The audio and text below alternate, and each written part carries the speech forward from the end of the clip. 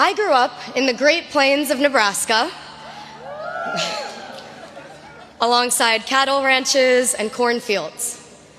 As the eldest daughter of South Asian immigrants, I was the first in my family to attend college here in the US.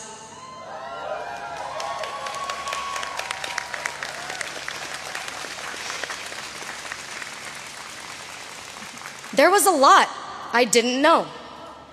When it came time, I asked my parents how to apply to colleges, and they too said, "I don't know."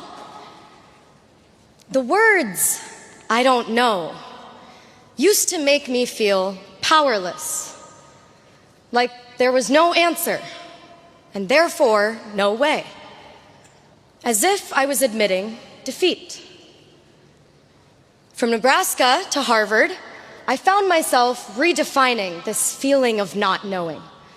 I discovered a newfound power in how much I didn't know. I didn't know a field called the history of science even existed.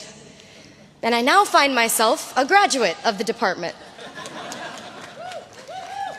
Here, for the first time in my life, I had a professor of color, a historian of science who taught me history is just as much about the stories we don't know as the stories we do. In the history of science, we often look for what is missing. What documents are not in the archives? And whose voices are not captured in history? I've learned silence is rarely empty, often loud.